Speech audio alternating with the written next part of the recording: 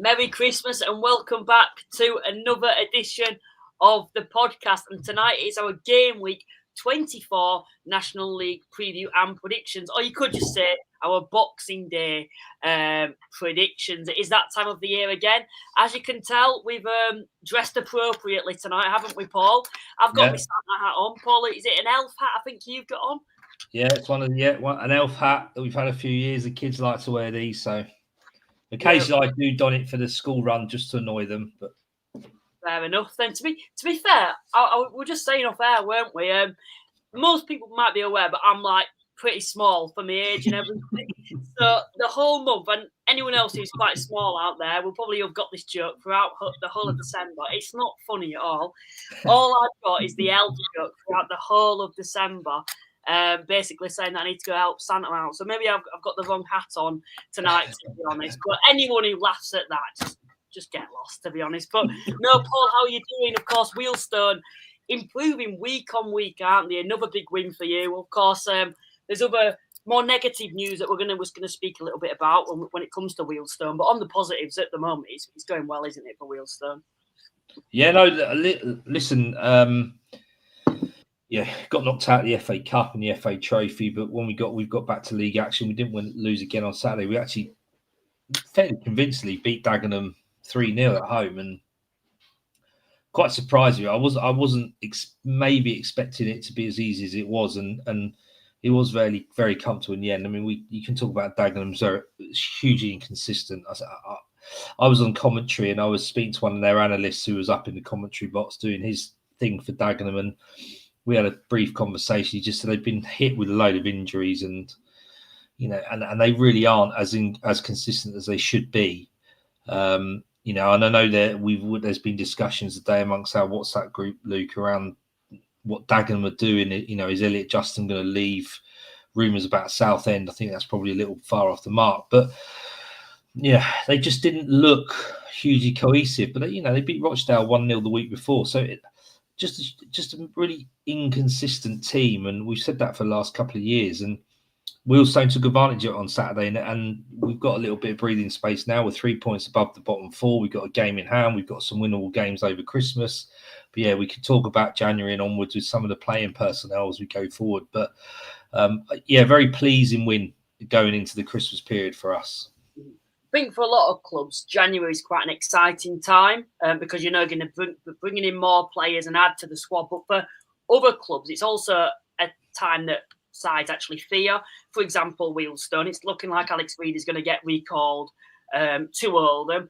I'm not particularly too sure what that's down to. I've heard rumours it's down to geographical reasons as well, that they're then going to send him back out loan to another club, or they're going to actually sell him in January. And that'll be interesting to see. Of course, Wealdstone remain part-time as well. So I doubt for me Alex Reid would be able to go to Wealdstone on a permanent basis.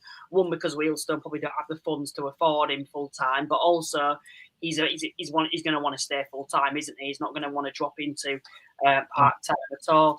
And yeah. I think it's not just for Wealdstone, it's for a number of clubs as well, about players that could potentially leave. And it can be quite a scary and daunting time, particularly for, a Gateshead, for example. They're another club where there's rumours about them losing a fair few amount of players in January. And that does always seem to happen with them, doesn't it? When something good happens there, like having a good manager, seems that the manager then goes to move on. The players, one or two star players, they move on in January. It's always a difficult time for Gateshead, isn't it? And I think it's kind of going to be the same with Wealdstone, isn't it? Yeah, no, I don't think Gateshead and Wealdstone are immune to any supporter watching their club who don't have a massive budget, who rely on a turnover of players and finding from academies and free agents and loan players like we tend to. There's always that risk that they come, they play, they're loved, they enjoy it, they show their worth, and then they get a move further up the food chain in terms of footballing leagues. Alex Reid lives in the north. I believe he lives in sort of around the Manchester way. Wealdstone are paying his accommodation. He's having to travel down for training and games. He's proved his worth immensely for us. He's got his mojo back. He clearly is a good National League footballer. And if his time is done at Oldham, They've done exactly what's right for them to get Alex Reid out on loan and get him in the shop window. They've done right by Alex Reid, giving him that chance, and he's taken that chance. And he will go to a full-time club, probably closer to home.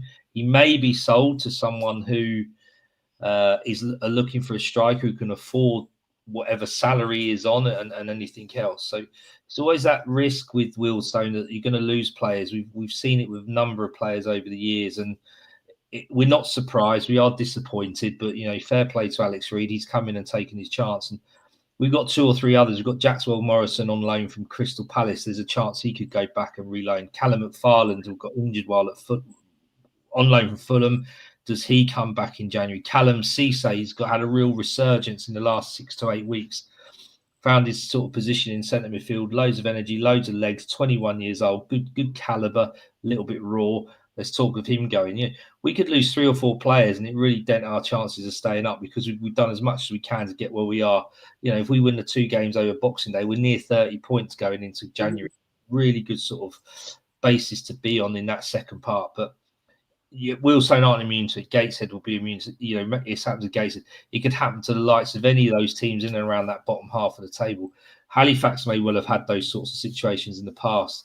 You're a victim of your own success sometimes, Luke, if you haven't got loads of cash just to chuck at players and say, stay with us. So, you just got to suck it up, get on with it, thank the players for what they do, and try and find that next little gem. I think it's frustrating, isn't it, for your Halifaxes, your Wealdstones, your Gatesheads, particularly for Wealdstone at the moment, because you found yourself to be put in quite a healthy-ish position now. You're 3 points above the drop zone, a game in hand, and a lot of clubs around you as well. So you can really push on now and kind of climb into the mid-table positions. Your form at the moment, to be honest, is playoff form. If we're being truthful, of course, I don't think that's the expectation. But Wealdstone, I feel, if they kept this squad together with Alex Reid, they could really push on and be able to finish inside the mid-table positions. And I know there's always this statement that you can't rely on one player, but a goal scorer like him adds so much quality going forward and the amount of goals that you need. And at this level, it's very hard to find strikers that are capable of producing the numbers that he has. And he's done a very good job at Wealdstone. And I think for Oldham, it's been a successful loan for them as well, because like you've mentioned, there's in the shop window now. There'll be more clubs looking at him now and wanting to sign him on a permanent basis. So I think from Wealdstone's perspective, I think they'll be happy that he's managed to help you get out of this position. The question is now, can those other players around him be able to fill in for those goals, or can Wealdstone find a replacement? For me, I think the first option is probably a more realistic aim. I don't believe Wealdstone will be able to bring in a striker that can produce the amount of goals that he has in his time so far. I don't know about you, but it's hard to say, to be honest. But yeah, it's really hard to say. I mean, I suppose the benefit of it is that we know now that he's going. He's not waited till January and they're going to bring him back. They clearly have got something afoot for him, and he's got something afoot for himself. So, I can imagine there's an element of succession planning in there from the board and the management team at Wealdstone now to try and seek a replacement. Players will be released in January from academies. There will want loan deals from academies and from EFL 1s and 2s and maybe the likes of Oldham and Forest Green and Barnet will have players that they probably want to give game time to. So we've just got to go and again try and find those players. It's a challenge for any club of the size of Wealdstone, but up until now they've always seemed to have done it quite well. There's not been too many duds. So we look at it and see we're quite successful in the loan market, and we're well respected, I think, because we give these players their time to play and we play a good brand of football, and we've got a good set of fans who will take them under their wing and etc. So, we'll wait and see. But it's a tough time for all these National League teams. 3 or 4 games over Christmas, going into the new year. What's their squad's going to look like? We've had managerial changes, even this week. So, it's an interesting time because we're sort of almost look at it like halfway there, and what's the next half going to be like for the league and for each individual team and players. In terms of where Alex Reid may go next, because as we've mentioned, it is likely that he's going to either be loaned out for the rest of the season to a club closer to home, or he's going to sign for someone on a permanent basis. It's really hard to think of a club at this level who we would go to geographically, because, you look at Altrincham, they've got Regan Linney. It's unlikely they're going to spend a bunch of money on another striker like Alex Reid. You look at other clubs around. Gateshead, it doesn't really seem like that'd be a fit for him there, and it's actually quite far north, so I can't imagine him wanting to move further up north if it's due to geographical reasons. Hartlepool, they're blessed with strikers, to be honest. They've got Gary Medine, Diaz Ruwe. They've got a number of strikers there.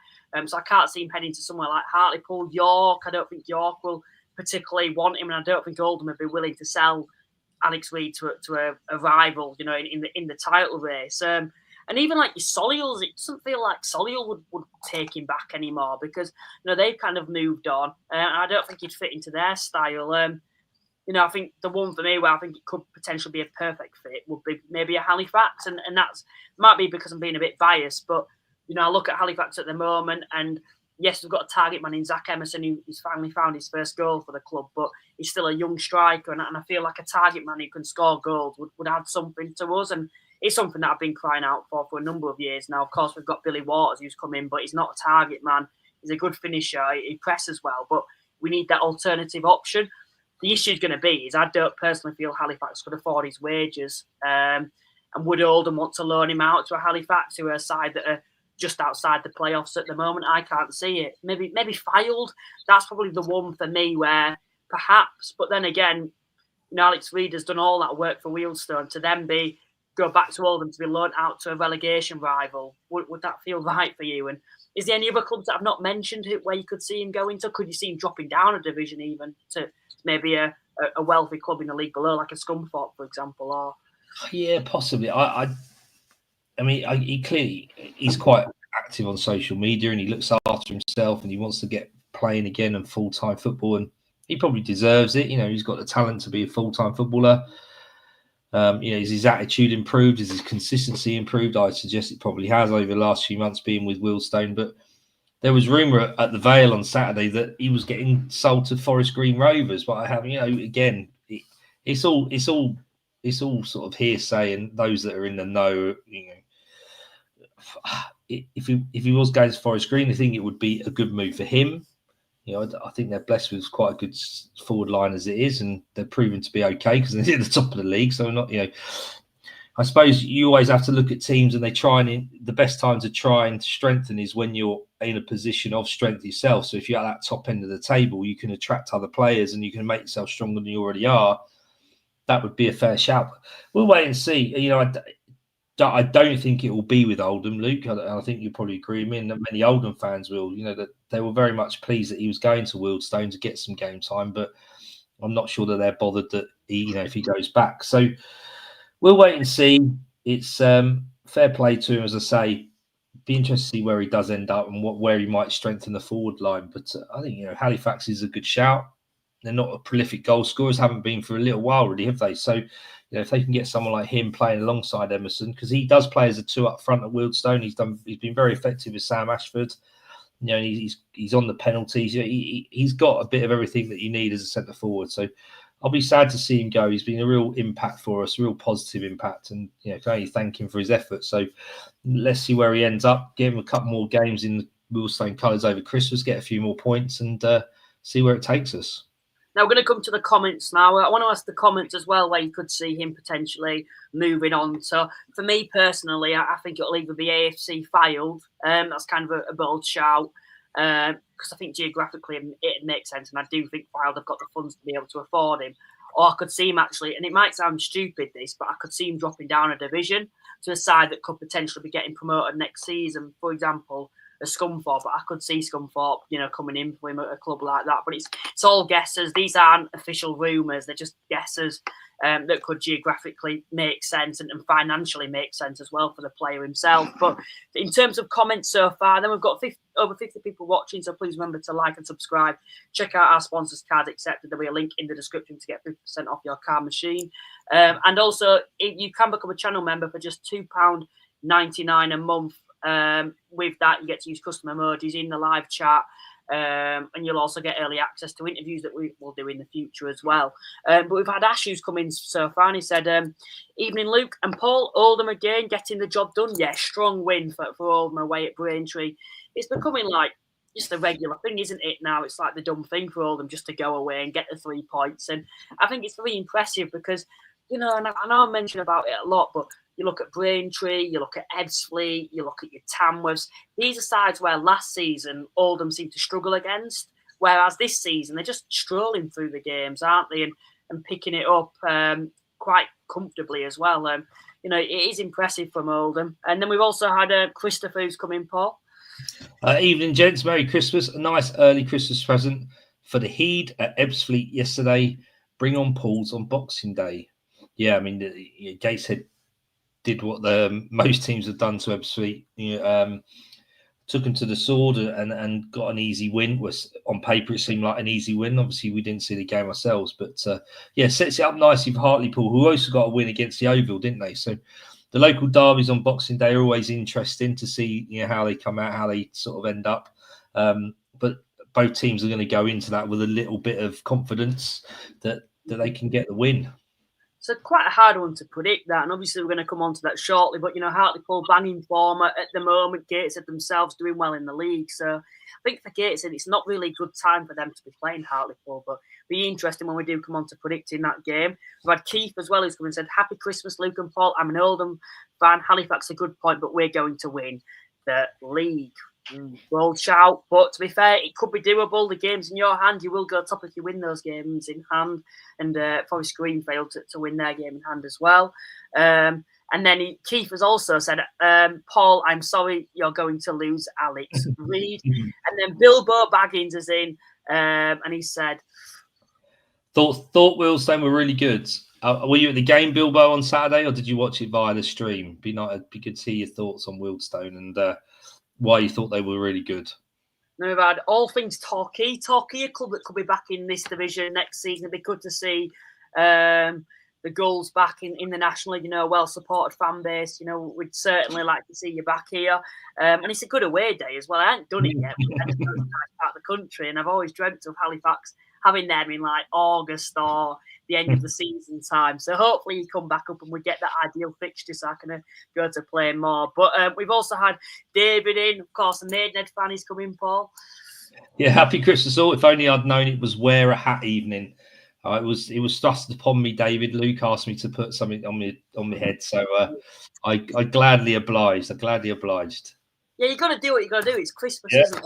To be honest, it was kind of last minute doing this. Of course, we didn't do a show on Thursday because I just broke up for Christmas and I was absolutely shattered. So I do apologise. So I thought, we'll make up for it by doing a show tonight. But I didn't really, it was kind of last minute. I've seen family today, so I was creating a thumbnail. I couldn't put a Santa hat on any of the players. I couldn't make it Christmassy at all. So I thought we'll make an effort this year, unlike previous years. And then Mr. Lucas come in and said, hello, gents, Merry Christmas to you both. Another Christmas with me watching your podcast. Time does go by. Great win for the Reid against the Ebbsfleet, picking up a bit of form now. No pressure, lads. It's good to see you back here once again. And one of probably the longest, if not the longest serving listener on the podcast. And then Tom's coming and said, hello, Merry Christmas, lads. Welcome to the stream, Tom, once again. Of course, a Solihull Moors fan. And then Chris has come in, Paul. G'day from Melbourne. The way Wealdstone played against Latics, you guys will be fine. You played well and put the wind up us early. Last year, Latics would have capitulated. I think you're right. We've said that quite a lot around Oldham and their performances is grinding out results and getting results where last year they wouldn't have done. And you're quite right. 2-0 down against someone like Wealdstone at home would have been a nervy thing. But, I think they're much more accomplished now, Oldham, and stronger in every department. And, I think they're going to challenge at the top. I know we've talked about Oldham an awful lot on the podcast, but they've got their act together. That's the biggest thing.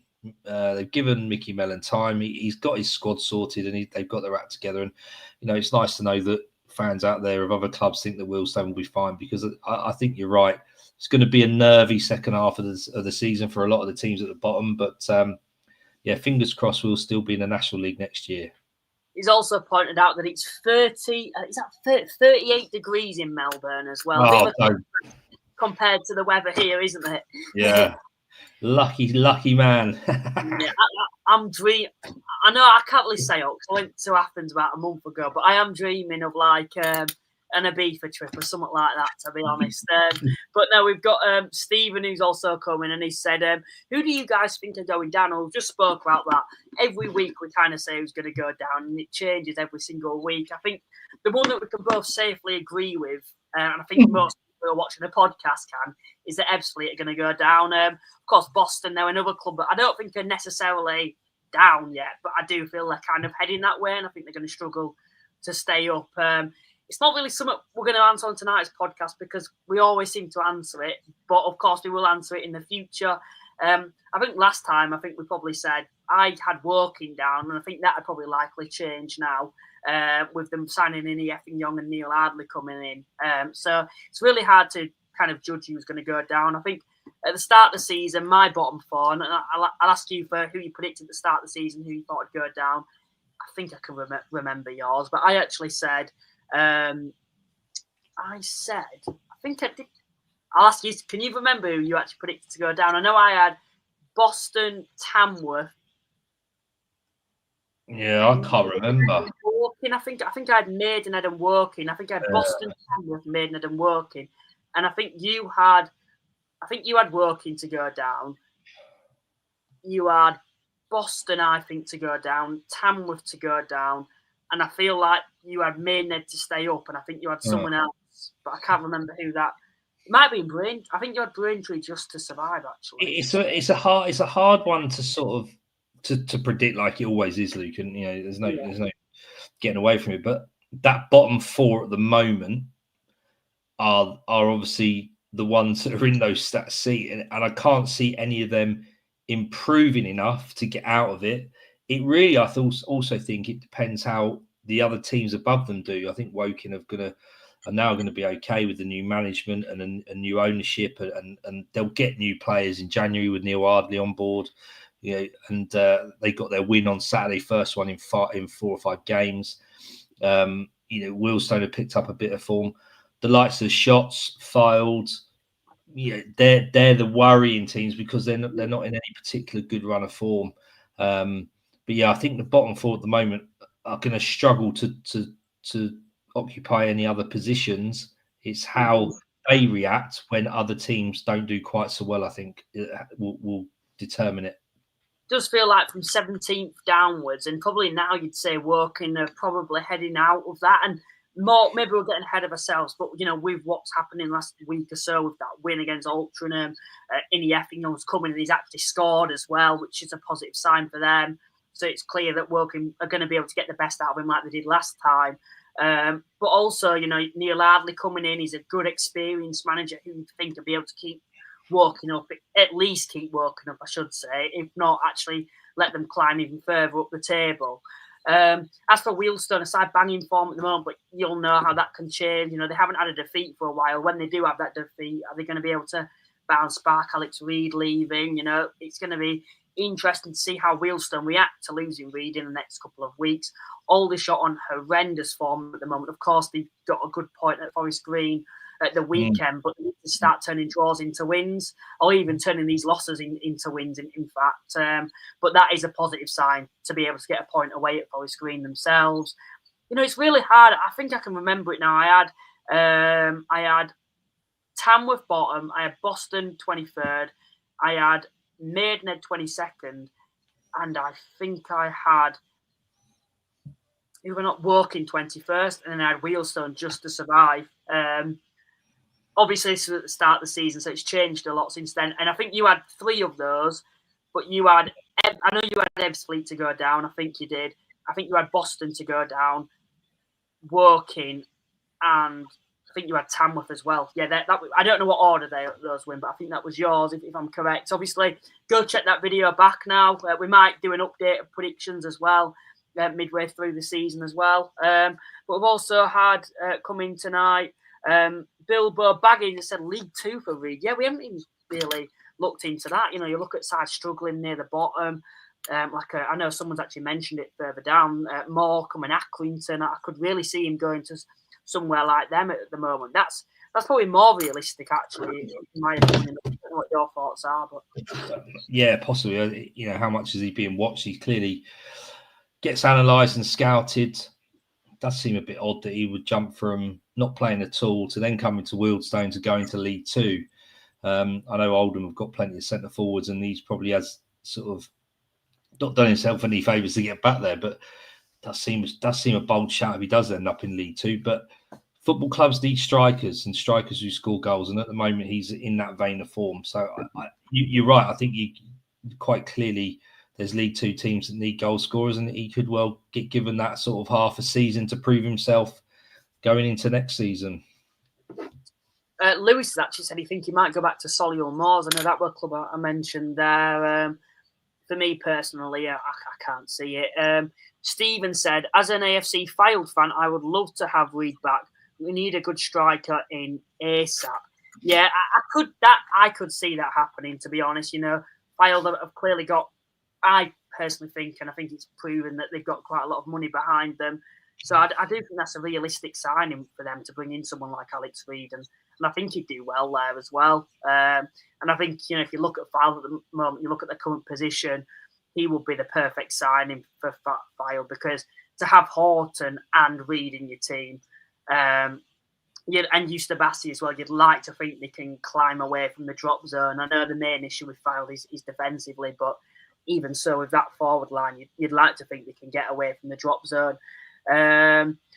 Reid could go to Macclesfield. I think that's too far down for me. I can't see him drop. I know Macclesfield have clearly got a lot of money themselves, but 2 leagues below, personally, I can't see it.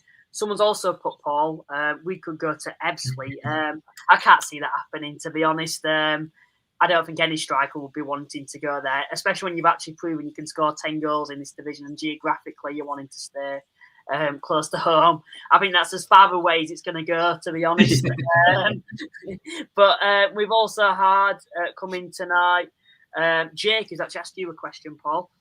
Hypothetical question, Paul. You're an Ebbsfleet fan. How or what do you do for the rest of the season, except National League South, or is there anything they can do to make the Great Escape? Genuinely, I don't think there is anything they can do. I mean, they're on to their 3rd manager. They recruited quite heavily, didn't they, Luke, in the summer? Mm-hmm. You know, players on paper that looked like they were National League standards. I think there's an awful lot of pride to play for. You know, you're not going to want to finish rock bottom. You're going to want to get a few wins on the board. They've had 1 win in 23 games. You know, I think they really do have to accept that National League South is beckoning and almost look at what they're going to end up with next season. I don't know how many are on contracts, how many are on 2-year contracts, how many are on contracts that allow them to drop to the National League South on the same salaries or reduced salaries. There's going to be an awful lot they're going to have to consider, but I don't think they've got anything else other than playing for a bit of pride, seeing what their players are about, and thinking about what they're going to do to bounce back after next season. Because, 1 win in 23, I think that's almost half the games, isn't it? Yeah. So, they've on that average, they're going to get only 1 more win.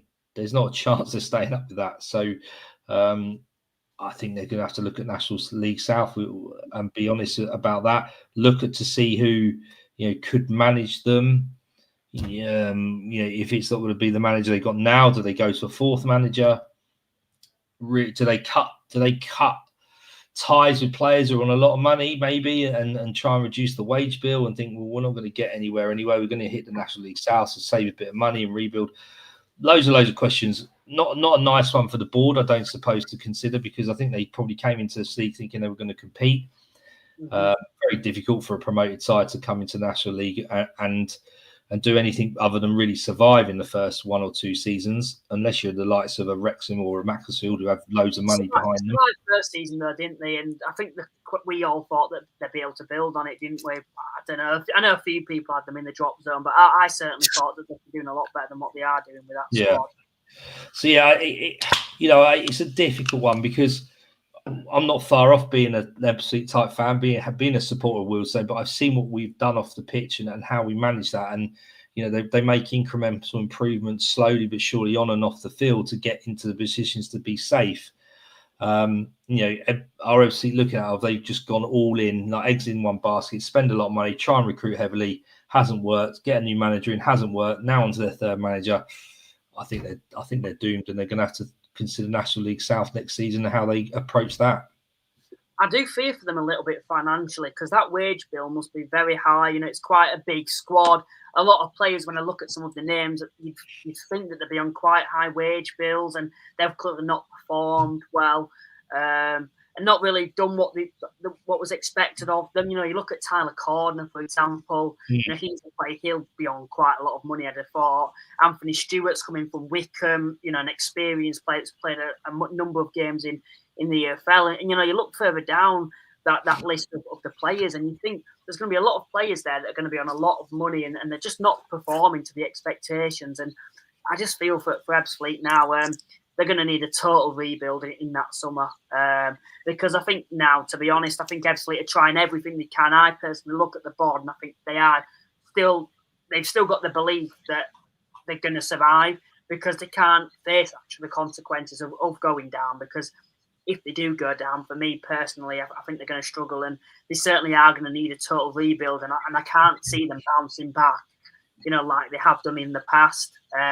I think it'd be a number of years before we see them, back in the National League again. So it's certainly going to be a difficult second half of the season. But for me, I don't think Ebbsfleet are yet to accept relegation, to be honest, in the board terms. And that's why they've sacked the manager again. They haven't just kept the manager for next season. They've let him go and they're just trying everything they can to get themselves out of this position. And then someone's put, "Hi, Paul, are your ears cold?" I think you're mute. Yeah, no, they're all right. They're being kept warm by the hat. So yeah, brilliant. And then he's also put, Jake's also said, also, Luke, if he doesn't sign a new contract, would you take Mo Salah on a free transfer at Halifax at the end of the season? Yeah, 100%. If Andrew Oliver-Bori gets a good move, that is, because of course he's like just a legend, to be honest, at the Shea at the moment. And then we've also had Keza who's come and said, "Hello, welcome to the stream, Keza. Good to see you here." And someone's put, "It's a strange one who's calling Reid back." Yeah, I personally can't see him playing much for Oldham, to be honest. I think he'll be moved out in January. And Chris has also come in, Paul, who's an Oldham fan. Hi, Chris. All the best to everyone. Season greetings. Thank you, Chris. Oldham could technically be top of the league. We are on our way back for sure since our steady decline since 1994. Chris in France. Oh, nice to know we've got a listener down there in mainland Europe. Fair enough then. Anthony said, "I asked Santa for a pair of binoculars so I can watch the pool." Yes, that is a good Christmas present idea, to be fair, for that one. And then Booby said, "I can't see Regan Linney leaving in January. He's just signed a new contract in at Oldham and will probably leave Oldham at the end of the season and move to a League Two club." Yeah, I personally kind of agree with you on that.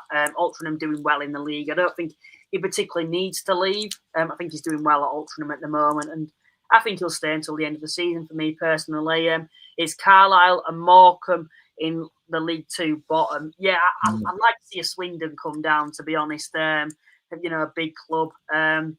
But to be fair, those two for me aren't too bad.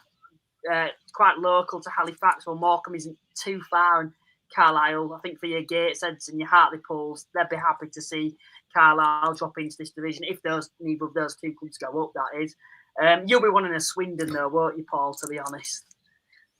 Yeah, selfishly, it's a little bit closer to home than Carlisle and Morecambe, but yeah. I think, Jackson will be making a point in relation to Alex Reid going somewhere, and Carlisle and Morecambe are definitely a doable sort of team for him to go to at the bottom of League Two. Geographically probably works for him. But yeah, personally, from a National League perspective, I'd much rather see Swindon come into the National League. It's a little bit closer to home than Carlisle and Morecambe.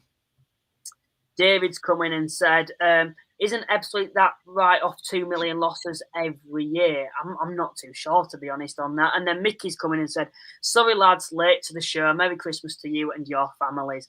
Yeah, you should be sorry, to be honest, Mickey. You'll be on the naughty list now, to be honest. But no, Merry Christmas to you as well. And then we've had Ben who's come in, Paul. Carlisle and Morecambe are class away days. Aki, the away day I miss from the EFL, though. Yeah, I mean, I can imagine that, the northern towns do present a good away day. I have to admit, many of the Wealdstone fans who travel home and away do enjoy the lights of Halifax and York. And Gateshead, not so much maybe the viewing experience at the ground, but being local into Newcastle and and those sorts of areas. So yeah, northern towns for away days are really good fun. So I don't, they wouldn't go amiss for that. It's just I don't tend to get involved on those sort of boozy away days, having 2 or 3 children in tow. So for me, Swindon would be much more beneficial. But I can see the appeal of those northern away days. They are brilliant fun. Mm-hmm. And then just of course, we've nearly got 70 people watching at the moment, so please remember to like and subscribe. Of course, subscribing grows the community even more, and you won't miss a live episode if you do subscribe, and you'll be notified when we do go live. And also, liking gets it out to even more people, so you'll be doing us a massive favour if you can do that as well. Something else I wanted to speak about tonight, and it's kind of away from the National League a little bit. Of course, we're coming on to our predictions very shortly, but of course, I don't know about you, Paul, but I'm quite a big fan of darts, particularly at this time of the year. I can't play it, but I enjoy watching it. And so I want to ask the live chat as well. And I kind of put a tweet out about this. What would your dream walk-on be?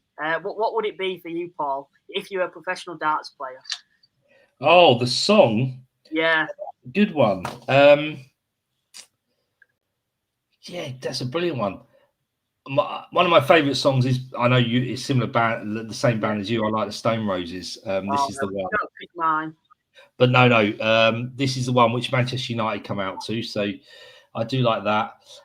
I don't know. Disco Down by Shed Seven's quite a good tune. I haven't really thought about it. Maybe I'll think about it and come back to you. But yeah, this that would be a really good. It's interesting because we talk about football clubs coming out to sort of certain songs, and now you get darts players who are synonymous with certain songs. So, yeah, it'd be good to hear what other people would choose to come out to at the Ali Pali in front of all those thousands of people. But yeah, it'll be an Indies 90s pop vibe that I would go for, if I'm honest. For me, I'm going to go with Stone Roses as well, and I'd probably go. It's a bit. Maybe some would say it's a bit basic and boring, but I genuinely think it'd get the crowd going and everything. And I actually would love to see Halifax come out to this as well, because, well, I'll tell you about that in a second, but I'd love to come out to I'm the Resurrection. If I was a professional darts player, I just think that'd get the crowd going. And I'm surprised, and maybe it has been done, but I'm surprised it's not actually been done before. Ironically, the other day I was speaking about Zombie by the Cranberries not ever being done, and then a darts player actually came on. I think O'Connor, who's Irish, actually came on to that. So that kind of tells you everything, to be honest. But no, I Am the Resurrection. I just think it'd be what a tune that'd be to come on, and I think one day a darts player will certainly come on to that, and I'd love to see it at Halifax as well. To be honest, I think with us being a Phoenix club, it kind of makes sense, and I just think. When it comes into, because it takes forever to get into the main chorus. If you've not heard it, you need to hear it, to be honest. But I think most people probably have. When it comes into the main chorus, when the players come out to that, I just think that'd get the crowd going, to be honest. I think it'd be a class tune. In terms of kind of keeping it on the music, then, if there was a song that you'd want your club to come out to, Paul, maybe you're happy with the one at the moment, what would it be? Would it be the same song? I think for me, it'd have to be I'm the Resurrection again. Yeah. I can't remember what we'll come out to. I'm not really thought about. I like the one that Chelsea do, the Generator. I like the one that Z Cars at Everton do, actually. I don't really know, but I mean, I Am the Resurrection is a great sort of tune for that type of arousing sort of feed. Again, I'll have to think about it. Which one would they come out to get the crowd going? It's a difficult one because most of those sort of ones that have been picked, so you don't want to be sort of almost feel like you're copying them. But what's the one by Temper Trap? That's pretty good. I'll have to think. I can't remember what it's called. I'll look it up. But yeah, there's one by the Temper Trap which I think would work well as well. Yeah, to be fair, there's some proper good ones in English football, to be fair, overall. I think Coventry's I like. They come out to the Enemy, don't they? I'm quite into indie music, so that's the kind of vibe that I'd kind of go for. But, the only team I think that actually come out to Stone Roses is probably, I think, FC United do because of Manchester United, and obviously Manchester United. And that is This Is the One. But honestly, I'd prefer I'm the Resurrection for like Man United to come out to be honest. I just think it'd be such a better song. And I do like This Is the One, but yeah. But no, we'll have a look at what everyone else has been saying. And sorry to those who knew absolutely nothing about what we were on about just then. But I'd like to think most people do. But of course, we've had Chris has come in. He's of course from Australia. Well, lives in Australia now. He's gone down under Men at Work or Pure by the Lightning Seeds. Yeah. I like both of those options, to be fair. I think in terms of getting the crowd going, I think Down Under would be a bit better than Pure by the Lightning Seeds, because I don't think many people will probably know that. And then we've also had, I don't even know if I know this actually, Steve Harley and the Cockney Rebel come up and see me. If it were played out live, I might know it, but I don't actually know it. Do you? Yeah, I do. I'm not even gonna attempt to sing it. I don't want to. I don't want to do Steve Harley any injustice, but yeah, it's a good. That'll be a good film, a good song rather to come out to be fair. Do you reckon I've heard it before? Or? Yeah, without doubt, yeah. And then we've also had someone else has put Roots Maneuver, Witness the Fitness. I'm guessing it's still a joke on that. Or... I've heard of Roots Maneuver. I can't honestly say I know Witness the Fitness, but I'll stick it on my Spotify after this pod and see what it's like. Yeah, and then James has come in and said mine would have to be No Good Start, the Dance Prodigy. Prodigy, to be fair, I know they've just been touring it and they look absolutely mental, so I wouldn't mind seeing them live. And then David has come in and said, I'm the Resurrection Luke for weddings and everything, at funerals and everything in between.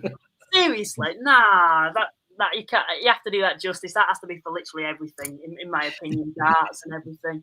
And then we've also had Half Light by Wilkinson. I've not heard of that either, to be honest. And then we've had I quite enjoyed the pre-match music at Woking.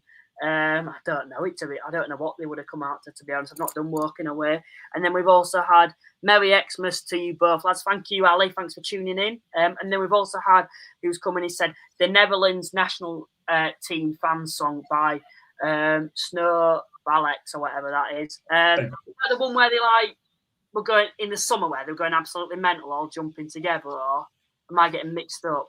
I don't know. Probably. I'd have to again. I'll Google it and have a look. But they do like to sing in chorus, the Dutch, and they're very good at that. And as I say, we saw it in Germany, didn't we, in the summer, Luke? So they're pretty good. So I should imagine that's a decent song to watch as a football fan.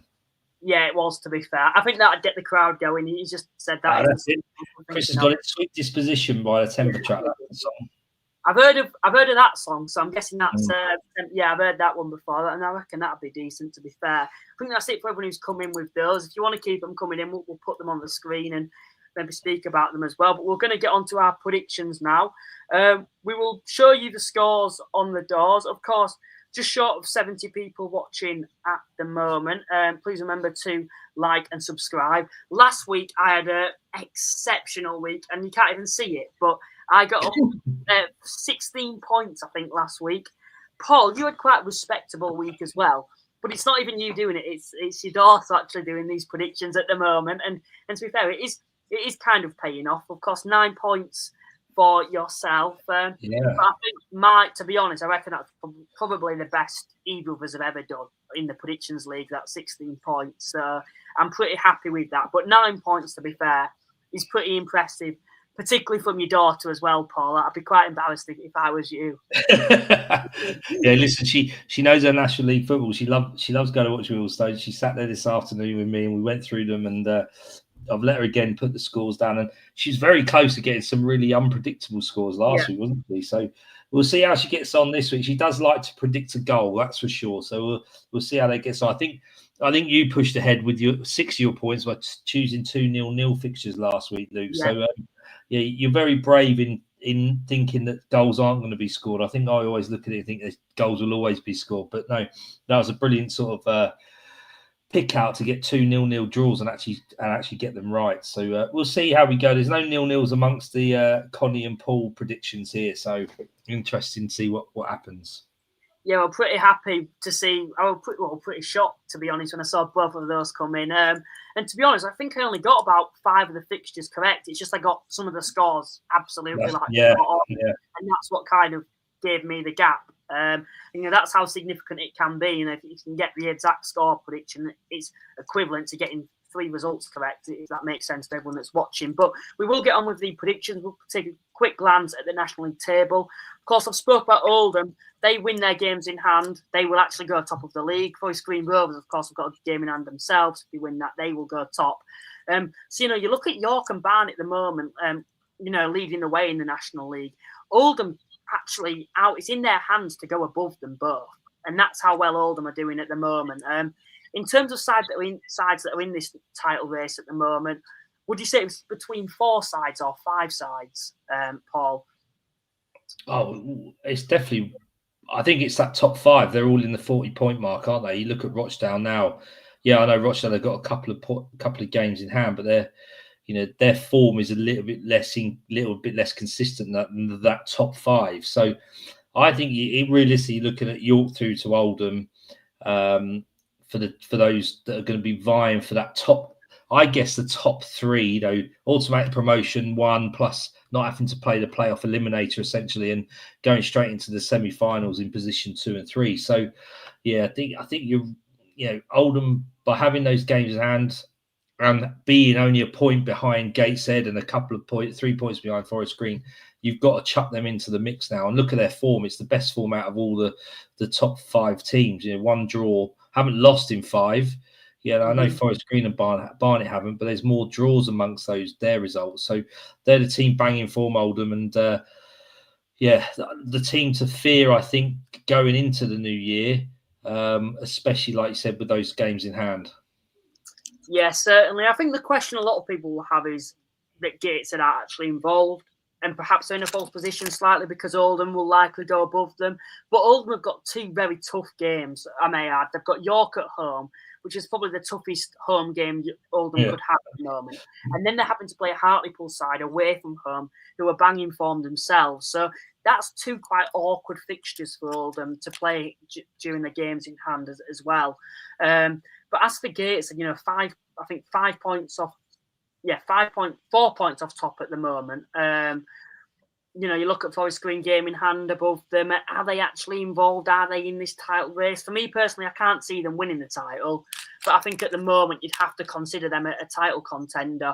Whether that's going to change in the next couple of weeks, we're going to have to wait and see. For me personally, I think compared to those 4, I just think they're not at the same level. And maybe I've got nothing to back my point up there, but I just feel that those 4 sides are in kind of a league of their own, if that makes sense. I think in terms of the playoffs, I think Gateshead will be fine. And then I think probably from Rochdale downward, Rochdale 2, I'd probably say, you'd probably have to say Sutton, although they've had the 2 defeats. Any of those sides could fill those 2 playoff spots. Is that something you'd agree with? Or? Yeah, no, yeah, I think you're right. It's...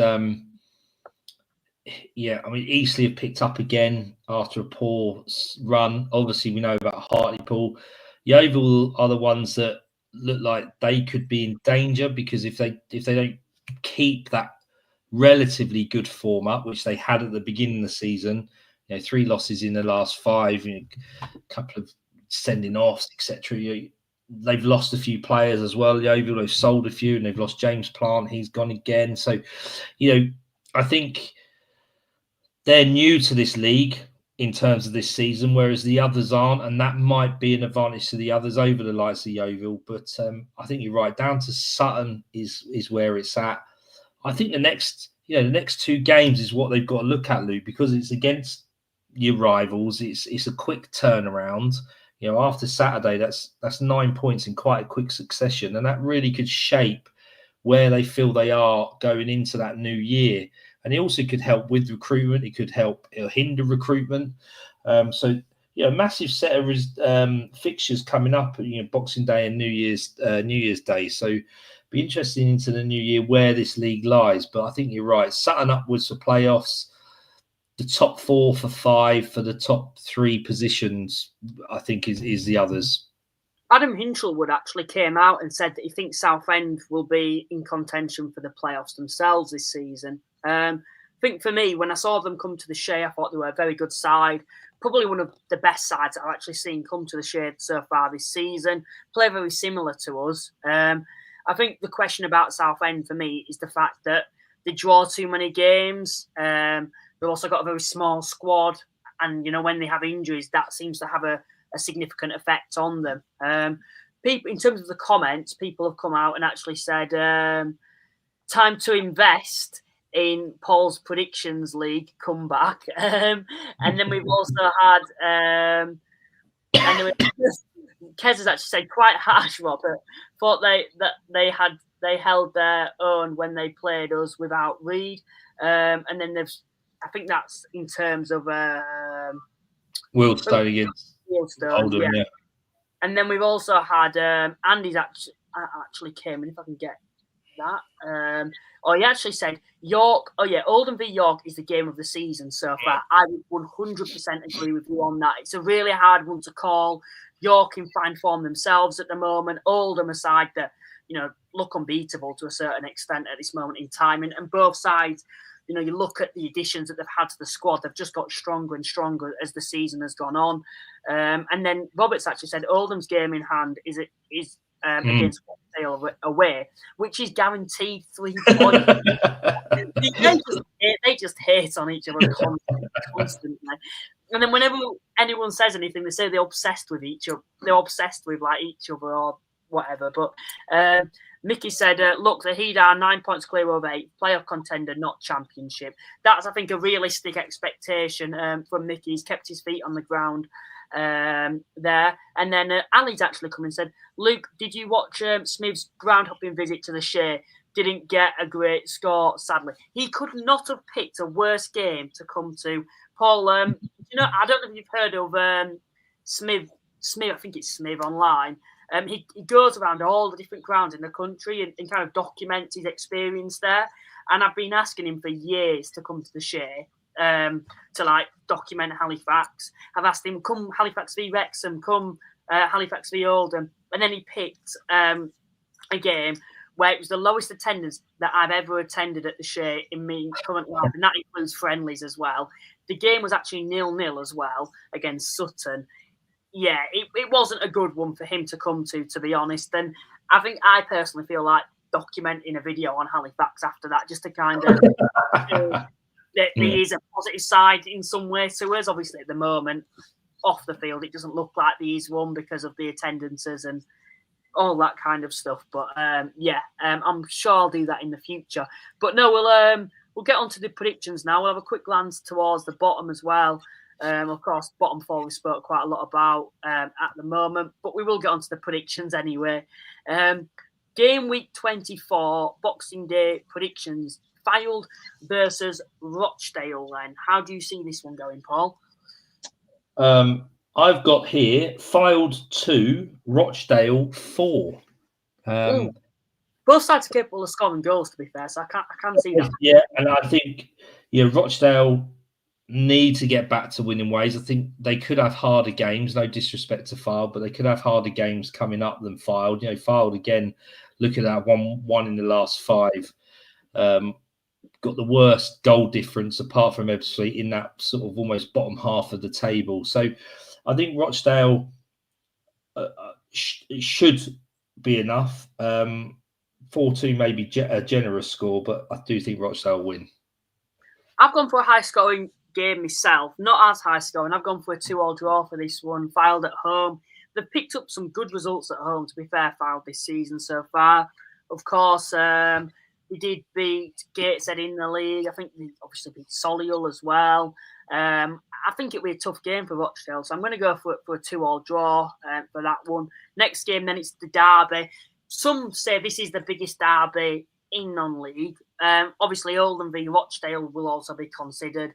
I'd say when I've seen videos on this game, it is a very, very good derby. For me, I'd probably say it is probably the biggest in non-league. And that is Aldershot versus Woking. It's good this season as well because both sides are in quite similar positions in the league. I think for both sides, they were both hoping that this was a game where both sides would be towards the top. Whereas, of course, both are fighting it out towards the bottom at the moment. Both sides are known to, concede a lot of goals. Aldershot score quite a fair few themselves, probably not as many as last season.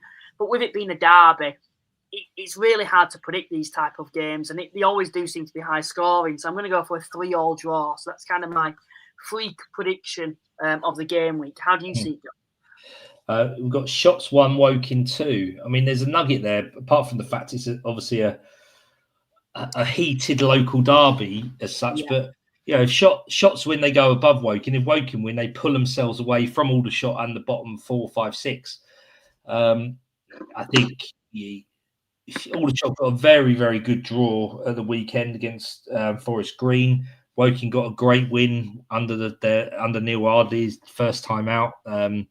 Against Altrincham, who are not half a bad side, right? So both teams will go into it with a bit of confidence. I think they'll both go into thinking they can win it. Aldershot's a decent enough ground and pitch, so I don't think there's a leveler there, if you like, in terms of what might occur. But I think Woking probably now have a little bit more firepower and confidence than Shots do. So I've gone for Woking 2, Aldershot 1. Causing the F and Young as well, making the return to Aldershot. I'm sure he'll get quite a lot of sticks there. And there's a lot of Woking players that used to play for Aldershot as well. So it is a really heated game. And it's certainly one, if I was based in the South and my team wasn't playing, as a neutral, that'd be a game that I'd certainly be trying to bag a ticket for. The predictions have just gone off the screen. I've forgotten what the next game was. Oh, it was Altrincham versus Halifax. This is a really big game. Of course, Altrincham, I think, currently set in 7th. No, I think they slipped down, didn't they? Altrincham 9th, Altrincham 9th, and Halifax are 8th. Yes, same amount. 1 point behind Altrincham, 1 point behind Halifax. So it's really, really tight. Again, the winner takes a small advantage over the other. Mm-hmm. Yeah, like you've said there, Halifax v Altrincham, they always do seem to be quite good games. Last year, I know we went there and it was quite a similar type of fixture. I think Altrincham were just above us and we managed to win this game. It's not really a place I look forward to going just because we have to go so often. For me personally, it's always going to be a tough game. I think it'll be low scoring. I'd like to think with our away form, I think we must have the best away form in the division now. I know we were 3rd before Saturday. Probably not actually, considering it were a draw. But we had games in hand on sides above us in terms of away games. So, I'd like to think we're probably the best side away from home in the division at the moment. I'm going to back us 1-0. Altrincham losing, of course, at the weekend. How do you see it going, Paul? Hopefully you haven't agreed with me on that one. No, I've got a 2-2 draw. A 2-2 draw on that one. I don't think anyone can. No one's going to want to lose that one. I don't think anyone wants to lose any of these games. It's probably a silly thing to say, but a 2-2 draw. We'll move on to the next one then. Barnet v Sutton, and this could be a tough game for Barnet, of course. Halifax, just the second side to go to Barnet and actually pick up something there this season. I would have to say, seeing Barnet at the Hive, that's the best side I've seen so far this season, and that is at home for Barnet. Of course, away from home when they came to the Share, it's a totally different story, and this is the difference in the division. But like I said, at Barnet, I thought they were a very, very good side. There's not been many sides that have been able to cut through us like they did, but to be fair, we defended very well. But Sutton are quite a similar side to Halifax, really industrial, really hard to break down. Of course, a little bit more inconsistent than ourselves. I do think Barnet will get back to winning ways. They're a very, very good side at the Hive, the best side at home in this division. I'm going to go for a 2-0 Barnet win. How do you see it going? I've got a similar sentiments to you.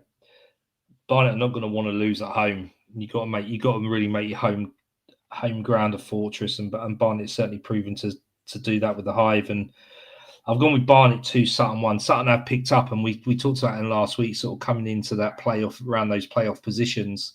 Again, it's one or two losses like they've had, and you drop back down again. They were 7th only a couple of games ago, so they're going to want to get back to winning ways. But that's a really tough gig against a very experienced Barnet side, and Barnet I think will win 2-1. Boston versus Solihull. Of course, Boston themselves struggling at the moment. They just need to get a bit of momentum, and they just don't seem to be able to be capable of doing that, and that's why they're in the current position that they're in at the moment. They need to start picking up results over. It's going to get bigger for them towards the bottom. As for Solihull, another side, when they're on it, for me, I think they could beat anyone in this division, as they've proven when they went to Oldham and won there. I think they also picked a result up. I think they beat Barnet as well, didn't they, this season? I'm going to go for a 3-1 Solihull win. How do you see it going? Oh, we've got the same 3-1 Solihull win. You know, Boston, although Boston are at home, you know, Solihull's not a game that you want to be getting in your Christmas period when you want to try and get a win. I mean, they're one of only two teams in that bottom four that have won a game in the last 5, Maidenhead being the other. So, you know, they're clinging on, aren't they? 15 points, but with a game in hand over Maidenhead and Braintree and Fylde. But yeah, that's a tough one for Boston. I think they've just got to go down there and I think they've just got to go against Solihull and try and sort of batten down the hatches, try and get what they can out of it. But I'm a bit like you, Luke. I think Solihull just got a bit too much quality and will win 3-1. Yeah, just looking at the gap here, of course, they're currently on 15 points, 7 points adrift of safety. You need to start picking results up. And, you know, it's the home form that's let them down so far this season, hasn't it, for Boston so far. And like you mentioned there, Solihull at home, flying themselves in the division, looking to cement this playoff spot. It's a really, really tough game for Boston. Dagenham v Braintree then, coming on to the next fixture. We've spoke a lot about Dagenham. Similar to Solihull, but probably even less inconsistent. I think I still stand by them having a very good side, Dagenham. Just consistency has been a major issue, and it's not just been a case of this season, but for a number of seasons for Dagenham.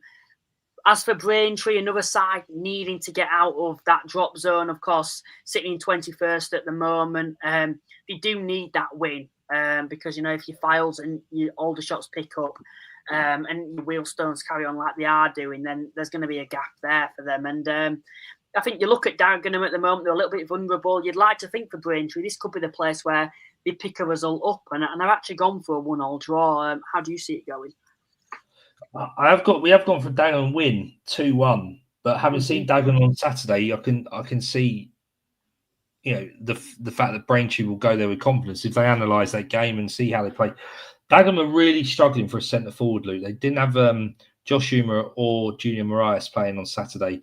They actually played Harry Phipps up front, who's a number 6. He's a centre back. He had to play as a striker. Now, very willing runner, could hold the ball up very well, but his instinctiveness to be a striker was shown up to be lacking, which is fair enough. He's a centre back. They had a period of possession against Wealdstone, sort of in the middle part of the first half for 20-25 minutes, and they got the ball across the box a couple of times, and there was no one on the end of it to take the chances. And that would have made it completely different, because soon after that, Wealdstone got the second goal quickly, and sort of killed the game off.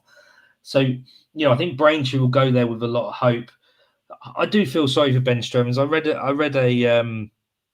a thread off a Dagenham fan today, and talking about how he's had his assets stripped, and we talked about it 2 seasons ago. He had to rebuild the squad. His budget's been cut. They've got new owners who are looking at Elliot Justin as an example, the goalkeeper. Are they going to trigger his contract? Probably don't want to because of the money. So, you know, they're really beset with injuries, which hasn't helped their consistency. But there's more in there. The other thing I found with Dagenham, and as I say, I was commentating on this. I was with next to an analyst of theirs, and at times he was sort of trying to convey to the bench that, you know, they were losing the game. They needed a bit of urgency, and whether there's a lack of whatever there for Dagenham. But, you know, you look at the table. Dagenham on 28 points, Fylde on 22. Braintree on 20. Braintree win, you know, they go to win 5 points of Dagenham. Dagenham all of a sudden will be sucked into that position, because Wealdstone could win, Woking could win, and all of a sudden they'll find themselves slightly lower than they probably want to be. So it's a must-win game for them, and they've proven they can do it. They beat Gateshead 7-1 at home. I mean, Gateshead sit in the top 4, so they've got the ability. Saw bits of that on Saturday, but yeah, they're very fragile, I would suggest. So I think they will win. Personally, I like them to win, because I think that will help Wealdstone, depending on how Wealdstone against Maidenhead. But Dagenham will just prevail 2-1, and I think that's probably because they are at home. They were comfortably beating Barnet as well at home, 3-1, and they ended up losing that game. And that shows Dagenham at the moment? Is it a mentality issue defensively as well?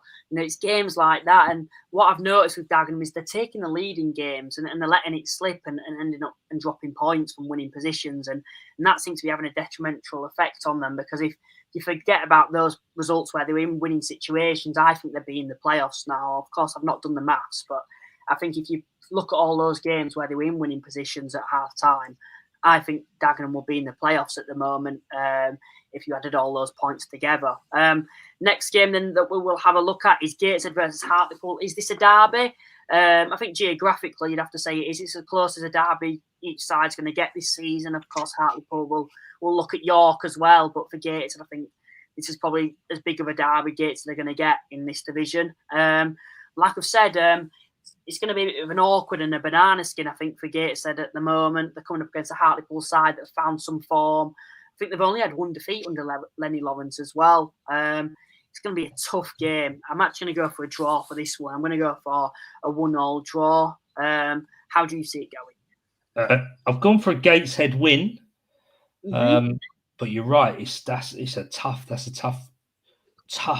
National League game, that is it. Clash of styles, I would suggest as well. Yeah. Gateshead are very, very well known for being very technical, playing through the lines, etc., etc. Hartlepool, big, strong, physical, get the ball forward. Diasawure and Gary and Medine up top, battering rams as sort of centre forward. So yeah, it could go either way. It could here. I think it's one of those. It's very, very tight to call because of the form, but. I think Gateshead will win 2-1. They need to. I think they need to win maybe more than Hartlepool do. Hartlepool are going to be sniffing around the playoffs, but Gateshead really want to stay in that hunt because teams above them could drop points because of who they're playing, etc. So yeah, I think Gateshead will win 2-1.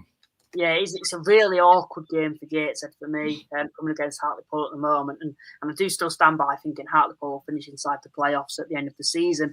Next game then, we're going towards the bottom of the table now, and it is Maidenhead versus Wealdstone. Two sides, part-time, have a lot of similarities as well in this division, have been punching above their weight for a number of seasons now. I personally think at least one of these sides will be dropping into the National League South this season. It's going to be interesting to see who though. Wealdstone, of course, we've spoke about them picking up on a regular basis now and kind of climbing away from the drop zone. I think if they won this game, they'd be in a really comfortable position. However, if they end up losing this game, then they're right back in the thick of it again, gifting 3 points to a relegation rival, losing Alex Reid. You'd be looking a bit more on the negative side, wouldn't you, Paul, if you lost this game? And it's a hard one to call. I'm going to actually back Maidenhead to win it, and I do apologise, but I just feel Alex Reid leaving, not just the fact that you're losing a striker, but how's that going to affect the squad overall, the mentality of the squad? I'm going to back Maidenhead to win this one 2-1. How do you see it going? We will have Alex Reid for this game. He doesn't go till the January. So he's loans up at the end of January. It's just been announced this week that he's going to be recalled. But I'll change it to 1-1 then. 1-1. Yeah. There you go. On paper, I think both teams would say there's harder games that they could be playing. Yeah. They would both look at this and say this is a winnable game. I think from Wealdstone's perspective, they've got Maidenhead and Boston over the Christmas period. 2 very winnable games on paper, but 2 very winnable games for both Boston and Maidenhead. We go into Wealdstone go into a lot of good form. And we could pull ourselves away from that bottom 4. I've gone with a 2-0 Wealdstone win. There's no point beating Dagenham as convincing as they did on Saturday and not back it up with a win against someone like Maidenhead. You've got to look at that mini league at the bottom of the table and start taking points off each other. If you look at the fact that Solihull are playing Boston could drop points. Shots and Woking, someone's going to lose points there. You think Rochdale beat Fylde. We're in a real strong position. I say we, as in Stones, and Maidenhead, a really strong position to capitalise on that by getting a win in this game. So it will be a tight affair. again, a clash of styles. I think Stones are a little bit more direct than they were under Stuart Maynard. We know how Maidenhead play, but yeah, I think Stones will win 2-0. But it's going to be a really, really sort of tough afternoon. Southend versus Ebbsfleet. For me personally, I don't have to speak much about this game. You look at Ebbsfleet at the moment. That's it every week, to be honest. And we spoke about what they can actually do, and I think there isn't much more they can do, to be honest. Now, I'm going to back Southend to win this 3-0. How do you see it going? We've gone 3-1. I think there's not a lot to be said today. Southend are at home, should have a good crowd. They need points on the board again. You'd be thinking, thank goodness, as a Southend fan, there could be a lot harder fixtures for them. Ebbsfleet won't be thanking the fixtures man for this. At this stage of the season, I don't think Ebbsfleet will get another win for a little while, and certainly not on Boxing Day. Southend will win 3-1. At the moment, every time the side comes up against Ebbsfleet, it's like you've got 3 points before you've even played, and that's how it feels at the moment. And it's very rare to see this in the National League. Even in previous years, sides who've been currently bottom of the league have been more competitive than what Ebbsfleet have been so far this season. And I think anyone who's coming up against them it's hard to say, but kind of know they're going to get 3 points at the end of the day because they're just so poor and so lost at the moment, Ebbsfleet. Next game, then Tamworth versus Forest Green. Of course, for a lot of sides who've gone to Tamworth this season, it seemed to be a difficult place to go. You've had York, who struggled there. I think Gateshead struggled there as well, didn't they? I just think, for me personally, I look at Forest Green and the way they play, and I think this is the different sides of Forest Green compared to those other sides, is they can go to places like Tamworth and actually win there, in my opinion. I think they've got the capabilities to do that quite comfortably, and I'm actually going to predict Forest Green to win 2-0 because, they are very direct themselves, Forest Green, and they will just hit you on the counter. And I think, for me, that might play against Tamworth. To be honest, compared to your Gateshead who will turn up to Tamworth and actually try to play football. I think Forest Green are better equipped to be able to get the 3 points at Tamworth, and I think they will actually do that. And I'm going to back them to win 2-0. How do you see it going? Yeah, Tamworth have done more than compete in this league, haven't they? First season up in a while. Fair play to them. They played to their strength. They used the benefit of their ground, and I think is it a plastic pitch over there. So, I think Forest Green will win. We've gone with 3-2 to Forest Green. Again, the pressure's on because if you look at who Barnet are playing, a winnable game. Oldham and York, someone's going to drop points. So Forest Green have got to look at this and think, right, we've got to take advantage. Again, we could have a slightly tougher game potentially, and that's no disrespect to Tamworth. Yes, they're away from home. That's always a challenge. But I think they'll take advantage of being stronger and being more in form, and they'll win 3-2. Yeovil versus Eastleigh then. You've mentioned about the playoffs slipping away for Yeovil. I was saying that, and then they picked 2 big wins up. I think now they have to pick a result up here. Eastleigh back in form themselves. They started very strong, and then they slipped off on, I think they hadn't won in September when we were towards the end of November. And suddenly they're back in form now and back in contention for the playoffs. For me, I'm actually going to back Eastleigh to win this game. Again, I'm going to go for a 1-0 Eastleigh win. How do you see it going? I've gone with Yeovil 2, Eastleigh 1. Mm-hmm. I think slightly... Eastleigh are a real weird team to sort of get your head around, aren't they? And I don't think we talk about them more than we should, enough, really, because... They've sort of just gone along. They got Kelvin Davis in the manager and didn't inspire too many people. Went off like a steam train. Like you said, then couldn't win a game for love nor money. And now they're not lost in 5 again. So what are they as a team? Who are they as a team, Luke? Are they a title contender, a playoff contender, a relegation candidate? It depends what part of the season you look at as to where they might sit. I think Yeovil have the advantage of being at home. It's a nice playing surface down at Hewish Park. Mark Hooper has got to get something out of his team. They've lost 3 and won 2 in the last 5. They've been a little bit indifferent. I think this is a good game for them to play. It'd be a very competitive game. I think Eastleigh are good going forward, and Yeovil are good defensively. I believe so.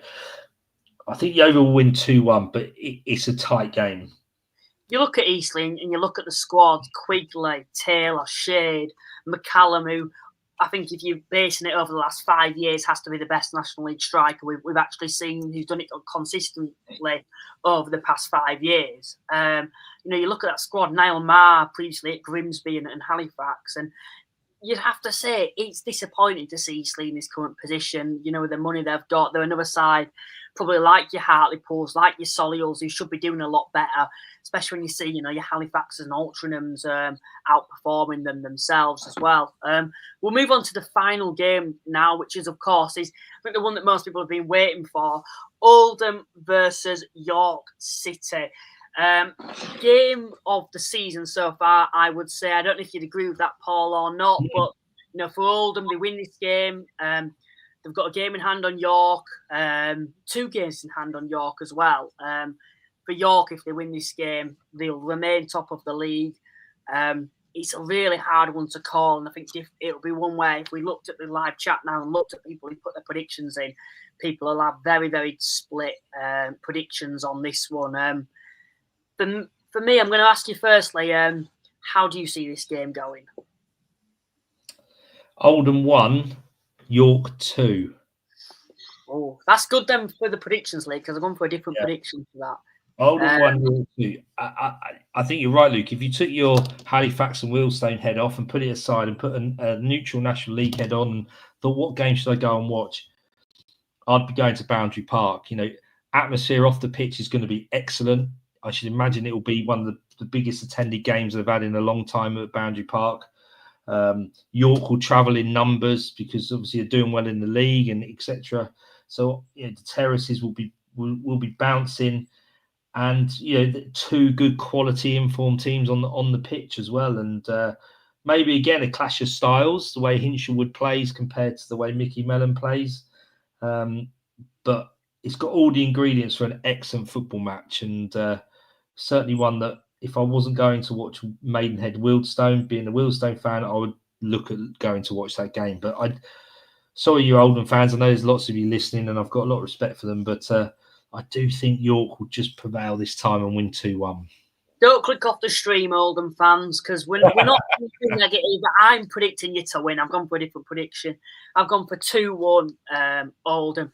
York so far this season, although they've been very good at home particularly, and to be fair away, they have shown their vulnerabilities at times. And Oldham at the moment are the most informed side in the division, and they've got a very, very strong side. And I think maybe if it was vice versa, I'd be backing York to win if they were the home side. But I just feel home advantage for this game is going to be key. I think the difference between this season for Oldham at home is that they're actually embracing the fact that they've got a large support base behind them at home, where in previous years it's kind of added more expectation than what the squad is actually capable of. And I think this Oldham squad is capable of beating anyone on their day. I think it'll be a really, really good game, this, and I'm actually going to back Oldham to win 2-1. And I think for York, like I said, it's a really tough place to go. I know with Halifax this season, of course, I went with Halifax in the FA Cup. Of course, it's different to the league, but it's they're a totally different animal at Boundary Park compared to what they've been in previous years. And I do think this is a really, really tough game for York. And it probably is a tough game for Oldham as well, being at home. It's not going to get much tougher. But if I'd rather not predict a draw, and I think Oldham will win this game, being at home with such a big support base behind them. I'm going to back Oldham to win 2-1. Let us know. Everyone, we'll have a look at everyone's predictions for this one there now. Of course, we've had 3-2 come on Oldham, 1-1 we've had, 2-0 York, we've had 3-0 Oldham, 4-3 York. That would be a crap expectations. I can't see that one, to be honest, but you never know with the National League. And then someone's actually put, I think it's going to be a high scorer. Could go either way. It's certainly going to be one to look out for. And I think what's good, to be fair, DAZN have done this time is they've actually televised. They've picked this one to televise, so everyone can obviously go to their game and then can actually watch the game afterwards. I'm hoping I'm going to be able to catch this when I'm at like some family party. So I'm hoping instead of having Man United or some Premier League game on, they're going to allow me to watch this game, to be honest. If not, I'm going to have to buy it on my phone because it's certainly going to be a good one to watch this one. But no, Paul, I think that more or less wraps up the predictions. Please remember to everyone to like and subscribe. Liking gets it out to more people. Subscribing grows the community even more. We'll have a look at the scores as well. These are the current scores. Of course, they will change after this game week. I am winning by 10 points at the moment. Paul went away on holiday, got a few people to step in and get him back in the title race.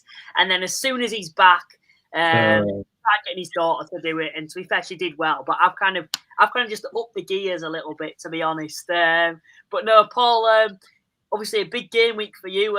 You need a very strong game week, don't you, to get back in this race, to be honest. Otherwise, it's going to be over before we even have over halfway through the season this rate.